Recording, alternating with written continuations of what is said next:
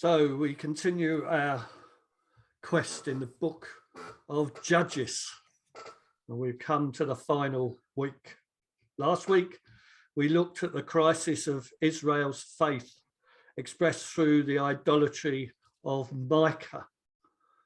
Micah wasn't a judge, but he seems to be a person who just represented many elders, leaders of people in the time of the judges. But Micah was no more than a thief and a spreader of homemade religion. Because what did he do?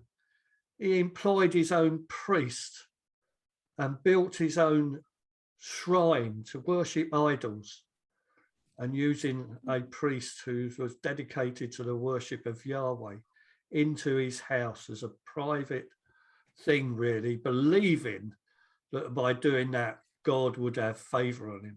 And I can't imagine anything further from the truth. So the horrors of sin in the last chapters of Judges are huge. And why was it, we're told, is because there was no king in Israel. Everybody did as they pleased. So we're coming on to the last session in this book. So the book of Judges, we need to remember for the last time, I should say this, that the structure of Judges that's got so much to say to us in the message itself, apart from the narrative, is the actual structure, the way the book is built. It starts off so well with Joshua conquering the promised land and leaving the nation in a good way in his final days, and getting the people to preach, to commit their lives to worshiping Yahweh and nothing else forever. And we know that that wasn't true. So we get on to the last bit of the book, the last chapters, and it's just awful. We could say it's very disturbing because the corruption of Israel is totally complete as we enter these last chapters. And we start off about the story of a Levite and his wife. Judges chapter 19. Before kings ruled Israel, a Levite was living deep in the hill country of the Ephraim tribe. He married a woman from Bethlehem in Judah, but she was unfaithful and went back to live with her family in Bethlehem. 4 months later, her husband decided to try and talk her into coming back.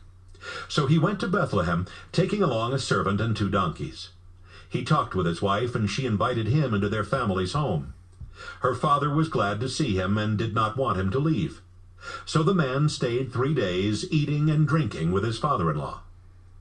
When everyone got up on the 4th day, the Levite started getting ready to go home. But his father-in-law said, "Don't leave until you have a bite to eat. You'll need strength for your journey." The 2 men sat down together and ate a big meal. "Come on," the man's father-in-law said. "Stay tonight and have a good time." The Levite tried to leave, but his father-in-law insisted, and he spent 1 more night. The 5th day, the man got up early to leave, but his wife's father said, "You need to keep up your strength. Why don't you leave right after lunch?" So the 2 of them started eating. Finally, the Levite got up from the meal so he and his wife and servant could leave. "Look," his father-in-law said, "it's already late afternoon, and if you leave now, you won't get very far before dark. Stay with us 1 more night and enjoy yourself. Then you can get up early tomorrow morning and start home." But the Levite decided not to spend the night there again. He had the saddles put on his 2 donkeys. Then he and his wife and servant traveled as far as Jebus, which is now called Jerusalem.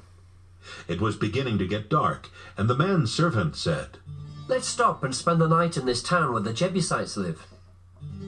"No," the Levite answered. "They aren't Israelites, and I refuse to spend the night there. We'll stop for the night at Gibeah, because we can make it to Gibeah, or maybe even to Ramah before dark." They walked on and reached Gibeah in the territory of Benjamin just after sunset. They left the road and went into Gibeah, but the Levite couldn't find a house where anyone would let them spend the night, and they sat down in the open area just inside the town gates. Soon an old man came in through the gates on his way home from working in the fields. Most of the people who lived in Gibeah belonged to the tribe of Benjamin, but this man was originally from the hill country of Ephraim. He noticed that the Levite was just in town to spend the night. "Where are you going?" the old man asked. "Where did you come from?" We've come from Bethlehem in Judah. The Levite answered. We went there on a visit. Now we're going to the place where the Lord is worshipped, and later we will return to our home in the hill country of Ephraim. But no one here will let us spend the night in their home. We brought food for our donkeys and bread and wine for ourselves, so we don't need anything except a place to sleep. The old man said, "You are welcome to spend the night in my home and to be my guest, but don't stay out here." The old man brought them into his house and fed their donkeys. Then he and his guests washed their feet and began eating and drinking. They were having a good time when some worthless men of that town surrounded the house and started banging on the door and shouting, "A man came to your house tonight. Send him out so we can have sex with him." The old man went outside and said, "My friends, please don't commit such a horrible crime against a man who is a guest in my house. Let me send out my daughter instead. She's a virgin, and I'll even send out the man's wife. You can rape them or do whatever else you want, but please don't do such a horrible thing to this man." The men refused to listen, so the Levite grabbed his wife and shoved her outside. The men raped her and abused her all night long. Finally, they let her go just before sunrise. And it was almost daybreak when she went back to the house where her husband was staying. She collapsed at the door and lay there until sunrise. About that time, her husband woke up and got ready to leave. He opened the door and went outside, where he found his wife lying at the door with her hands on the doorstep. "Get up," he said. "It's time to leave." But his wife didn't move. He lifted her body onto his donkey and left. When he got home, he took a butcher knife and cut her body into 12 pieces. Then he told some messengers, "Take one piece to each tribe of Israel and ask everyone if anything like this has ever happened since Israel left Egypt. Tell them to think about it, talk it over, and tell us what should be done." Everyone who saw a piece of the body said, "This is horrible. Nothing like this has ever happened since the day Israel left Egypt." Well, this is a horrible story, isn't it? Unbelievable story that the Levite and his party were on their way home and they sought sanctuary at Gibeah.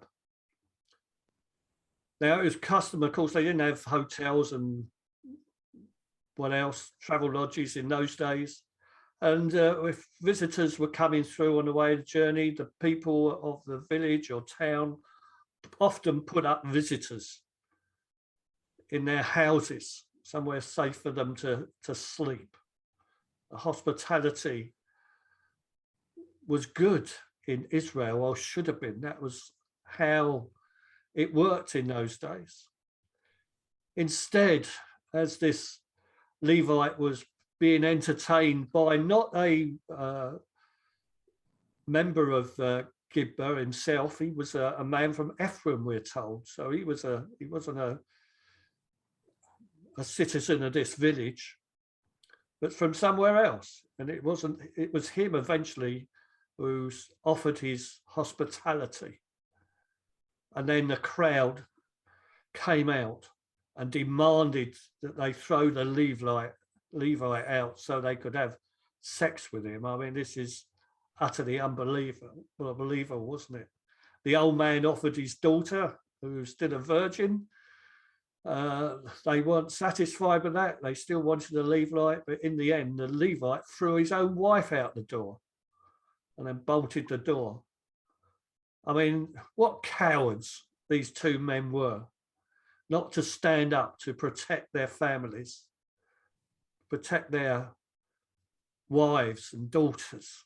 It's absolutely appalling. They just let the crowd rape this Levite's wife. So anyway, and then goes to bed as if he couldn't do anything. And there the woman is left on the doorstep for several hours as she gets back. And when he gets up in the morning and opens the door, he finds his wife dead, and he doesn't even mourn her. So he just shoves her on the donkey and off they go until he gets back home, when he cuts up his wife and sends the bits to every tribe in Israel with the message that what's happened to him. I mean, this is just outrageous, isn't it, of what's happened here.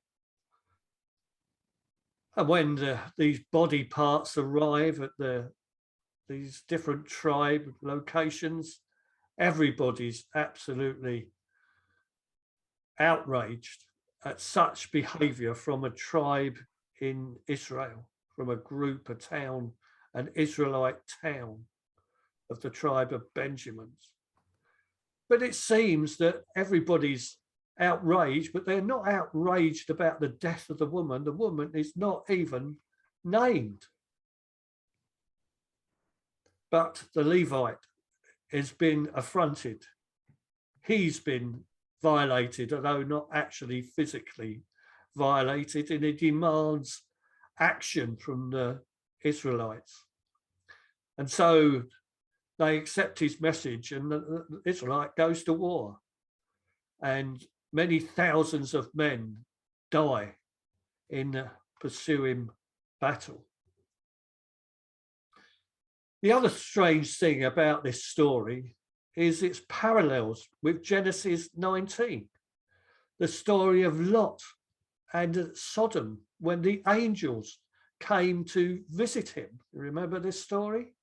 It starts off, now remember, Abraham had been talking to God, and God said he was going to destroy Sodom, and Abraham was trying to say, well, is that a good idea, God? What about if there's some few righteous men in there, and pleads with God? And he does that because his cousin Lot is living in Sodom. He knows that. And God relents, well, if you can find 10 people, then I won't destroy it. And then the story goes to the fact that 2 angels arrive in Sodom while Lot was sitting near the city gate. When Lot saw them, he obviously recognized who they were and what they were. He bowed down and said, gentlemen, I'm your servant. Please come to my home. You can wash your feet, spend the night, and be on your way in the morning. They told him, no, we'll spend the night in the city square. But Lot kept on insisting not to do that. Why? Because he knew something would bad happen to them, I expect, if they stayed in the town overnight out in the open. Anyway, they agreed to come home with him, and he cooked for them. But before Lot and his guests could go to bed, every man in Sodom, young and old, came and stood outside his house and started shouting, where are your visitors? Send them out so we can have sex with them. Which is another outrageous story, isn't it? But the point is, when we read the story of Sodom and Gomorrah and this town Gibbad and this Levite and his wife, it parallels the story. There are multiple parallels between these two accounts, such as the travelers arriving at night and planning to sleep in the city square. Hospitality is not coming from any of the residents of these towns, but from a temporary resident, because Lot didn't really live in Sodom. He wasn't. He didn't grow up there. It wasn't his town. And then the men of the city surround the house, pounding on the door, interrupting the meal, seeking to engage in illicit sex with the male visitors. A host protesting, and both the hosts offering women as substitute sex slaves. And then eventually the inhabitants of both cities were destroyed. I mean, the only difference between those stories really is that in the Genesis account of Sodom, the people of Sodom were Canaanites, but in the Judges story, which we read this morning, they were Israelites. But these Israelites had almost become very much like Canaanites. And this is one of the other themes in this book of Judges.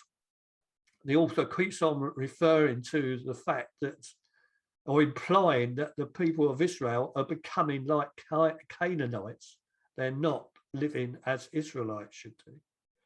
God's people, in other words, were becoming like their evil neighbors, the Canaanites. And this is what the writer of Judges is trying to portray in this story. So we have to note it again. Another way the book is written is to point out various elements of Israelites' degeneration from being God's people to people who worship idols and do unbelievable things that most Christian people or Jewish people in the day would find horrendous.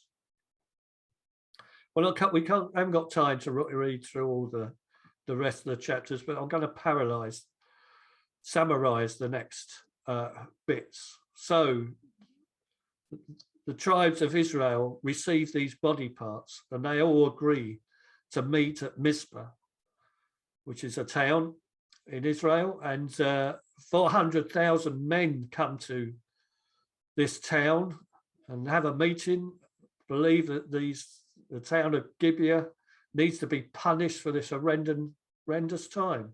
So they give the townspeople a chance. They send messages to the town, the tribe of Benjamin, to hand over the men who were responsible. So justice can be done about this horrendous sexual crime. And the people of Gibeah refuse. So Israel cry out to Yahweh, asking, well, is it right for them to attack this town? And apparently God agrees. And they do attack it with their army. But the Gibeonites and the Benjamites are good soldiers, we're told. And so they beat off the attack. And 18,000 soldiers of Israel die in the process. Well, a few days later, they try again. And again, another 18,000 Israelite soldiers and only a few Gibeonites die. So is God with them? Well, the tribes of Israel think a bit, and then we hear. The people of Israel went to the place of worship at Bethel, where the sacred chest was being kept. They sat on the ground crying and not eating for the rest of the day. Then, about sunset, they offered sacrifices to please the Lord and to ask his blessing. Phinehas the priest then prayed, Our Lord, the people of Benjamin are our relatives. Should we stop fighting or attack them again? Attack, the Lord answered. Tomorrow I will let you defeat them. The Israelites surrounded Gibeah, but stayed where they could not be seen. Then the next day, they took the same positions as twice before, but this time they had a different plan. They said, When the men of Benjamin attack, we will run off and let them chase us away from the town and into the country roads. The soldiers of Benjamin attacked the Israelite army and started pushing it back from the town. They killed about 30 Israelites in the fields and along the road between Gibeah and Bethel. The men of Benjamin were thinking, We're mowing them down like we did before. The Israelites were running away, but they headed for Baal Tamar, where they regrouped. They had set an ambush, and they were sure it would work. 10,000 of Israel's best soldiers had been hiding west of Gibeah, and as soon as the men of Benjamin chased the Israelites into the countryside, these 10,000 soldiers made a surprise attack on the town gates. They dashed in and captured Gibeah, killing everyone there. Then they set the town on fire, because the smoke would be the signal for the other Israelite soldiers to turn and attack the soldiers of Benjamin. The fighting had been so heavy around the soldiers of Benjamin that they did not know the trouble they were in. But then they looked back and saw clouds of smoke rising from the town. They looked in front and saw the soldiers of Israel turning to attack. This terrified them, because they realized that something horrible was happening. And it was horrible. Over 25,000 soldiers of Benjamin died that day, and those who were left alive knew that the Lord had given Israel the victory. The men of Benjamin headed down the road toward the desert, trying to escape from the Israelites. But the Israelites stayed right behind them, keeping up their attack. Men even came out of the nearby towns to help kill the men of Benjamin, who were having to fight on all sides. The Israelite soldiers never let up their attack. They chased and killed the warriors of Benjamin as far as a place directly east of Gibeah, until 18,000 of these warriors lay dead. Some other warriors of Benjamin turned and ran down the road toward Rimmon Rock in the desert. The Israelites killed 5,000 of them on the road, then chased the rest until they had killed 2,000 more. 25,000 soldiers of Benjamin died that day, all of them experienced warriors. Only 600 of them finally made it into the desert to Rimmon Rock, where they stayed for 4 months. The Israelites turned back and went to every town in Benjamin's territory, killing all the people and animals and setting the towns on fire. So finally, the Israelites recognized that they needed to ask Yahweh to intercede for them. There would be no victory over the Benjamites without this help. So they went to the place where the Ark of the Covenant was, where the tabernacle was, where they worshipped God. And when they do that, everything changes. They fast and pray for a day. They offer sacrifices. And then they start talking to God about why have they been defeated twice when he'd said, attack the town. So they realized they had to explicitly ask Yahweh what they should do at the proper place in front of the Ark of the Covenant. We can therefore have to conclude, surely, that Yahweh intentionally allows Israel to lose this battle until they really approach him correctly. They, if you like, come up to him face to face. Fast, pray, sacrifice. And it's only when they've humbled themselves before God that Yahweh agrees to help them in this battle.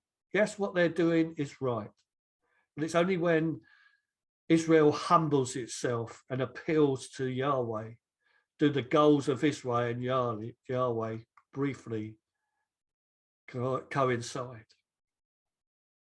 So, what a battle. It could have been easier if the Israelites, who were to do the right thing in punishing the people of Gibeah for this horrendous crime, when they did it the proper way. There was no king in Israel, you see. Everybody did as they want. That's the common phrase that keeps on coming through this book in these last 3 chapters. You know, the horrifying accounts of the attempted rape of the priests, the gang rape of the women. You know, we all know that rape is a military weapon back in those days and again today's.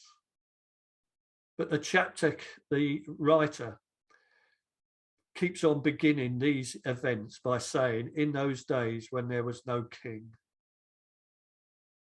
each person did what they thought was right. Because obviously the writer believed that they needed to appoint a proper king.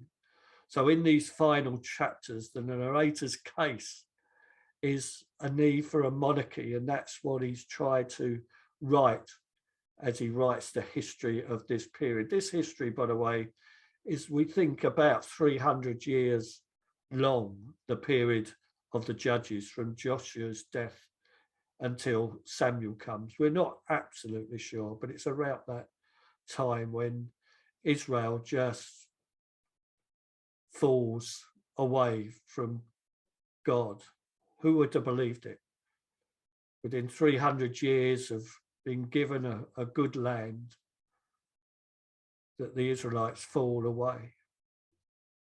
The other thing we need to account of course, the writer of Judges doesn't hide any of the sins of the Israelites, even though it comes across as terrible and shames us even today.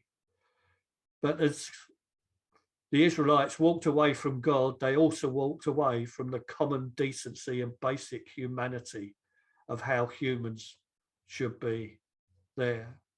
And the fact that the story of the Levite is more concerned about his own safety than that of his wife's speaks wonders too, doesn't it?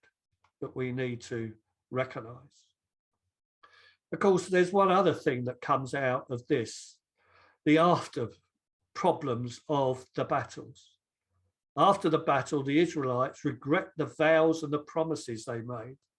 They promised and vowed before God that they would kill all the Benjaminites and not allow any of their daughters to marry any of them. And of course, when they sit back and thought about this, this has caused another problem. Judges chapter 21. When the Israelites had met at Mizpah before the war with Benjamin, they had made this sacred promise. None of us will ever let our daughters marry any man from Benjamin. After the war with Benjamin, the Israelites went to the place of worship at Bethel and sat there until sunset. They cried loudly and bitterly and prayed, "Our Lord, you are the God of Israel. Why did you let this happen? Now one of our tribes is almost gone." Early the next morning, the Israelites built an altar and offered sacrifices to please the Lord and to ask his blessing. Then they asked each other, "Did any of the tribes of Israel fail to come to the place of worship? We made a sacred promise that anyone who didn't come to the meeting at Mizpah would be put to death." The Israelites were sad about what had happened to the Benjamin tribe. And they said, "One of our tribes was almost wiped out. Only a few men of Benjamin weren't killed in the war. We need to get wives for them, so that the tribe won't completely disappear. But how can we do that after promising in the Lord's name that we wouldn't let them marry any of our daughters?" Again the Israelites asked, "Did any of the tribes stay away from the meeting at Mizpah?" After asking around, they discovered that no one had come from Jabesh in Gilead. So they sent 12,000 warriors with these orders: "Attack Jabesh in Gilead and kill everyone, except the women who have never been married." The warriors attacked Jabesh in Gilead and returned to their camp in Canaan with 400 young women. The Israelites met and sent messengers to the men of Benjamin at Rimmon Rock, telling them that the Israelites were willing to make peace with them. So the men of Benjamin came back from Rimmon Rock, and the Israelites let them marry the young women from Jabesh. But there weren't enough women. The Israelites were very sad, because the Lord had almost wiped out one of their tribes. Then their national leaders said, "All the women of the Benjamin tribe were killed. How can we get wives for the men of Benjamin who are left? If they don't have children, one of the Israelite tribes will die out. But we can't let the men of Benjamin marry any of our daughters. We made a sacred promise not to do that. And if we break our promise, we will be under our own curse." Then someone suggested, What about the Lord's festival that takes place each year in Shiloh? It's held north of Bethel, south of Abona, and just east of the road that goes from Bethel to Shechem. The leaders told the men of Benjamin who still did not have wives, "Go to Shiloh and hide in the vineyards near the festival. Wait there for the young women of Shiloh to come out and perform their dances. Then rush out and grab one of the young women. Then take her home as your wife. If the fathers or brothers of these women complain about this, we'll say, 'Be kind enough to let those men keep your daughter.' After all, we couldn't get enough wives for all the men of Benjamin in the Battle of Jabesh. And because you didn't give them permission to marry your daughters, you won't be under the curse we earlier agreed on." The men of Benjamin went to Shiloh and hid in the vineyards. The young women soon started dancing, and each man grabbed one of them and carried her off. Then the men of Benjamin went back to their own land and rebuilt their towns and started living in them again. Afterwards, the rest of the Israelites returned to their homes and families. In those days, Israel wasn't ruled by a king, and everyone did what they thought was right. Well, here we go. So after the battle with Gibeon and wiping out the Benjamites, all but 600 of them that escaped, they suddenly realized that they've wiped out one of the Israelites' tribes, the Benjamites, because not only had they killed all the soldiers, they killed all the other men and women as well, which is, you know, they were sure that they shouldn't have done that. But of course, they'd made these silly vows again when we had that back a few chapters ago, didn't we, about the Japheth, who made vows over his daughter. Silly things to do. And people of Israelites still don't learn about these things. They've made vows that they'd never allow any of their daughters. They come up with this strange plan to grab some women and let them marry the Benjamite tribes, because one of the towns never came to the meeting at Mizpah and promised to send men to help fight the battle against the Benjamites. They punished them for that, and so got their young unmarried women to marry the Benjamite soldiers that were left, because that way nobody's vows were getting broken. So everything gets totally, absolutely beyond belief, isn't it? They really stoop to their real lowest, the Israelites during this period under Joshua. So the accounts really of chapters 17 to 21 are shocking in every detail. But we believe that God wanted us to read about these situation, the history of how his people, the Jewish nation, came to be born and how difficult it was. So we need to appreciate that God wants us to read things like this, even though we find them absolutely horrendous and not good reading. Scripture depicts the reality of life with and without God. And when it's without God, it's the worst of everything in the world. Brutal acts such as sodomy, gang rape, and mutilation, and everything else that goes on are not overlooked. But the bigger question asked is this: we should ask ourselves as we've gone through this book: why was a lack of kingship tied to Israel's disobedience? And why did they always do what was right in their own eyes? I think the answer is quite simple. We always serve what reigns as king in our own hearts. That's what governs how we live and think. If money is our king, then the idol of money will rule our heart. If sex is our king, then we live for this powerful desire because we believe that's the most important thing in our lives. If it's control over others, that always gives us a deep desire to be more controlling, because that's control becomes the throne of our heart. Our behaviour is simply an outpouring of who is really king of our own souls. And so, if God's holy word isn't reigning in our own hearts as king, then things like what's happened in the period of Judges could happen in our own lives, because we've got no strength to overcome them. I want to finish by quoting the three main books I've been reading during this time. So we start off because in their real summary of the situation in the book of Judges. The first one is Miles van der Pelt. He says, "The power to put these idols to death comes from the king who was put to death for our own sin. He has come, he has conquered, and in doing so, he has nailed our sin to the cross on which he died. Our sin is killed by our faith in Christ that rests more and more in his work, in his effort, in his victory. Our own best efforts will not get it done. Our best religion will not get it done. Only faith in the one who achieved victory for us, the King who came to our land, is sufficient."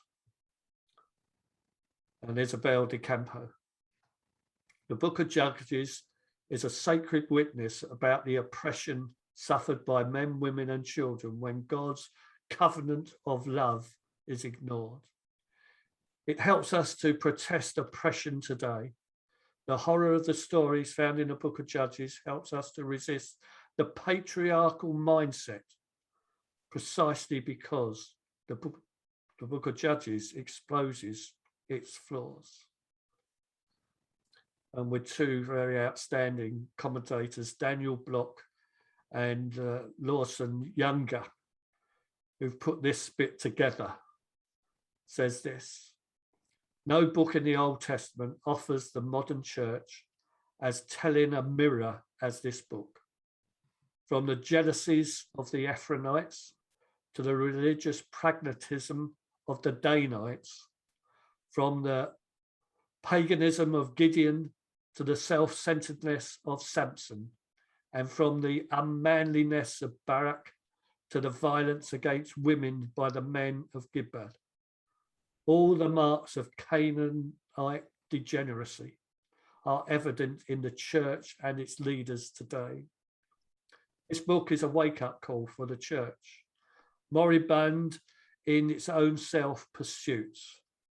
Moribund, I had to look that word up, means in a dying state, near death.